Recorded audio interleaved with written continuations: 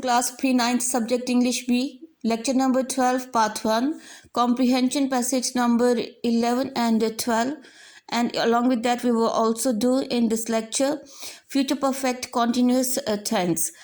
Look at this. It's the definition of future perfect continuous tense. This tense is used to describe an ongoing action that will complete in future. In this tense, time is also mentioned. The difference between perfect continuous and simple continuous tense is that in simple continuous tenses, a time is not mentioned, but in all the perfect continuous tenses, time is mentioned. So for the specific time we use since. यानी वो वक्त जो मुकर्रा वक्त है, मुकर्रा वक्त के लिए हम क्या इस्तेमाल करते हैं? since. Just for example, Monday, Tuesday, Friday means to say days of the week. Is in the same way the name of the months with the months just like January, February, April, May, etc. With the dates of the years 1920, 1821, 1622, etc. With the morning, evening, 6 o'clock, 4 o'clock, 3 o'clock. We always use with all these time for the fixed time or specific time we use since before that. So for the specific period यानी मुकर्रा वक्त के लिए हम क्या use करते हैं? Since. But for the मुकर्रा मुद्दत के लिए for specific period we use for example for 2 days, 3 days, 4 days, 3 hours, 4 hours, etc. Several months, 2 years, 6 years, 5 years, etc. मतलब ये कि जिनका मुकर्रा वक्त हमें पता नहीं होता, जिनका फिक्स पीरियड, फिक्स टाइम का हमें पता नहीं होता, उनके साथ जो है वो हम क्या यूज़ करते हैं? फॉर. और जिसका पता होता है, एग्जैक्ट टाइम का पता होता है, फिक्स पीरियड टाइम जो होता है उसके साथ हम क्या यूज़ करते हैं? Since. So look at the identification. There comes ता रहा होगा, ती रही होगी, ते रहे होंगे, ता रहा होगा, ती रही होगी, ते रहे होंगे, etcetera at the end of Urdu sentences. So this is identification that how you will recognize that this is the perfect continuous tense. That if there comes ता रहा होगा, ते रही होंगी, ते रहे होंगे, etc. at the end of the Urdu sentences, it means it's a future perfect continuous tense. First of all, we'll start simple sentences. The technique of simple sentences is that in all the simple sentences of active voice sentences, we use subject first of all. Plus, as it is a future perfect continuous tense, so for the future tense we use will or shall, and the perfect tense for perfect we use have plus been. As it is a continuous tense, so in all the continuous tense, whatever the tense is, whatever the type is, there is one thing common in all the continuous tenses, and that is we always use first form of the verb with ing, with the addition of ing plus object, and at the end we use since or for plus time. And now you look at the exercise, which is the unsolved exercise, which is given in solved form in your notes. You will do this one exercise. The first one sentence of this exercise is लोग 4 बजे से कुएं से पानी भर रहे होंगे. Log, this is the subject here, and as it is a perfect continuous tense, so we use here will have been. The people will have been. निकाल रहे होंगे, निकालना, this is the action word, it's a verb here. As it is the continuous, so we use first form with the addition of ing. निकालना, drawing. पानी निकाल रहे होंगे, drawing water. कहाँ से? from कुएं से, from the well. 4 बजे से, and 4 बजे since 4 o'clock. People will have been drawing water from the well since 4 o'clock. आप आधे घंटे से डिपो से आटा लेते रहे होंगे. आप, what is the subject here? आप, you will have been लेते रहे होंगे, आटा लेते रहे होंगे, getting flour from the depot. आधे घंटे से for half an hour. आधे घंटे से, कौन सा आधा घंटा है? सुबह का है, शाम का है, आज का है, कल का है. This is not a specific time, it's a specific period. So मुकर्रा मुद्दत के लिए हम क्या यूज़ करेंगे? फॉर.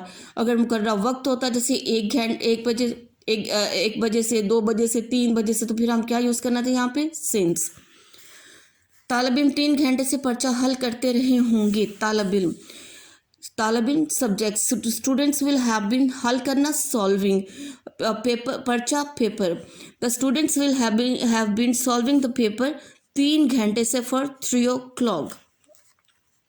इकबाल कई सालों से शेर लिखते रहे होंगे। Iqbal subject here.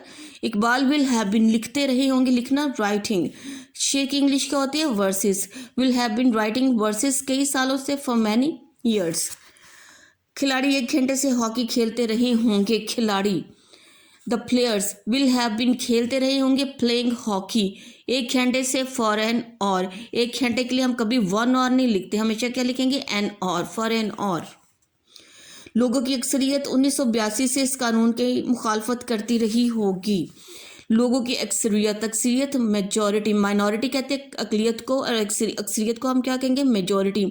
Majority of people will have been opposing, मुखालफत करना अपोजिंग इस कानून की। दिस लॉ 1982 से सिंस 1982। या अब मुकर्रा वक्त जो है वो आपके सामने पेश है, तो यहाँ पे जो है जो लिखा हुआ जो फिक्स टाइम है उसके साथ हम फॉर यूज़ नहीं करेंगे, क्या यूज़ करेंगे? Since. So the majority of people will have been opposing this law since 1982। औरतें दोपहर से लड़ती रही होंगी। औरतें विमेन विल हैव बीन लड़ती रही होंगी, लड़ना क्वारलिंग एक्शन वर्ड, सिंस नून।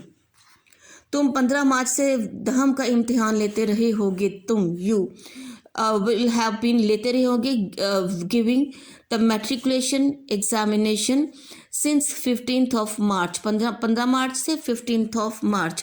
कुछ आदमी इतवार से रोज़ा रख रहे होंगे। कुछ आदमी some people will have been fasting, रोज़ा रखना फास्टिंग इतवार से सिंस संडे।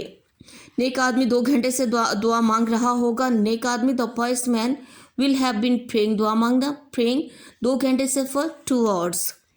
वो कल से झूठे बहाने बना रहा होगा। वो ही विल हैव बीन बनाना making its action word, so make addition ING making झूठे बहाने lame excuses.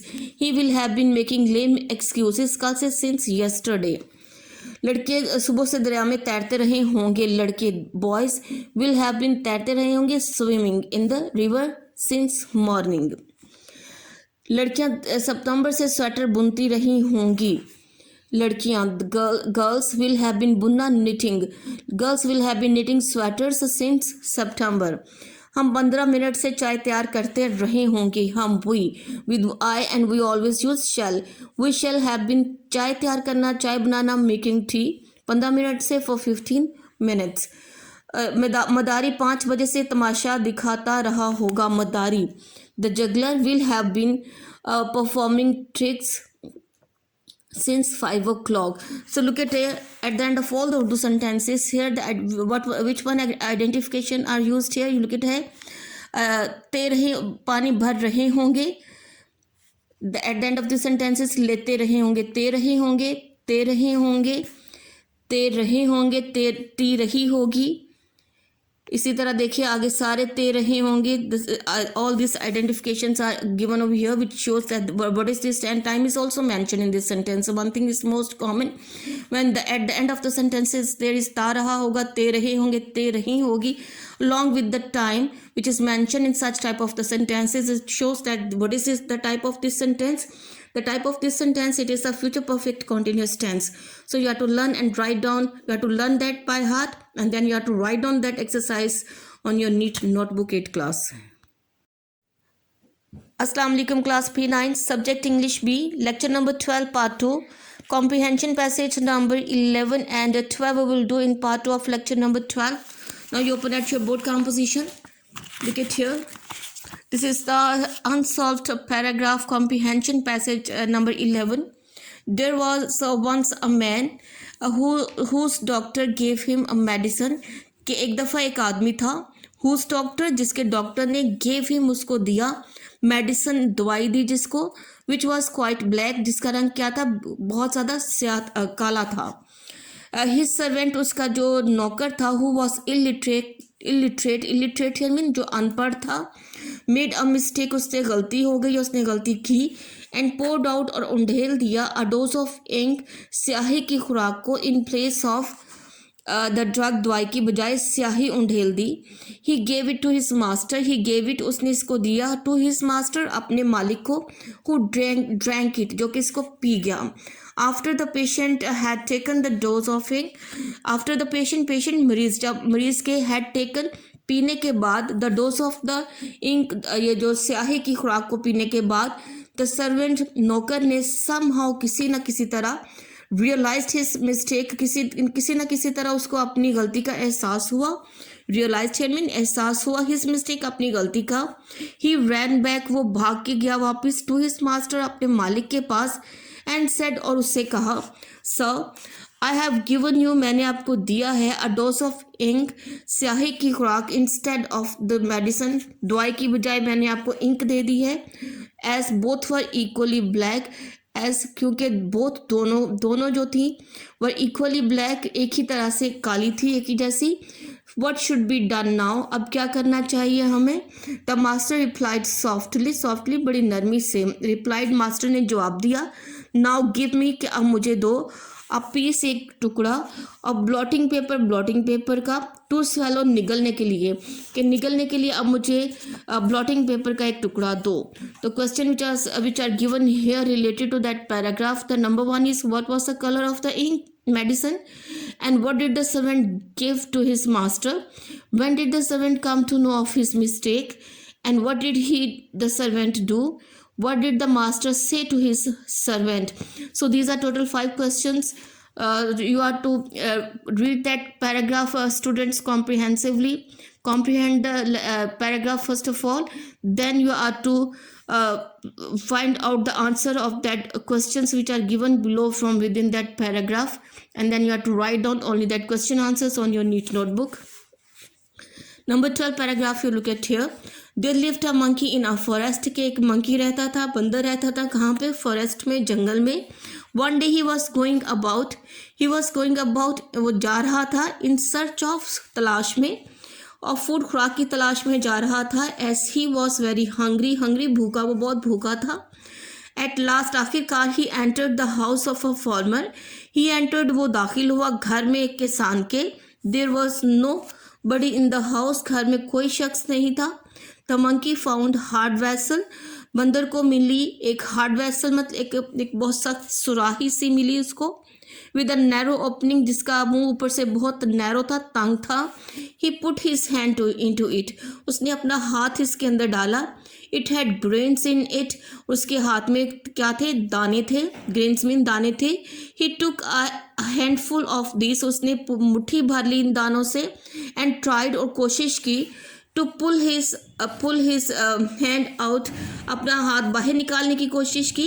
But he could not do so, लेकिन वो ऐसा ना कर सका। विद हिज क्लोज फिस्ट, क्योंकि उसकी मुट्ठी बंद थी, अपनी बंद मुट्ठी के साथ वो अपने हाथ को बाहर ना निकाल सका, अपनी बंद मुट्ठी की वजह से। आफ्टर सम टाइम, कुछ देर के बाद, the owner of the house came up, घर का मालिक आ गया। And the dog was also with him, और उसके साथ उसका डॉग, उसका कुत्ता भी था। The dog fell upon the monkey, और वो डॉग जो था, फेल अपॉन द मंकी, वो टूट पड़ा उस मंकी पे। And tore him into pieces, और उसके टुकड़े टुकड़े कर दिए। Thus the monkey met his fate due to his greed, लालच की वजह से। मेट हिज फेट, कि उसको अपनी जान से हाथ धोने पड़े अपनी लालच की वजह से। So the question which are given below, number 1 is where did the monkey live, why did he enter the house of a farmer, what did he find there, what was the in the vessel, what did the monkey do, why should he not pull his hand out of the vessel, how did the monkey meet his fate. So these are the total 7 questions. First of all, you will read that paragraph, you will comprehend that paragraph properly, completely, and then you are to find out the answers of all that question from within this paragraph, and then you have to write down that question answers on your neat notebook at class.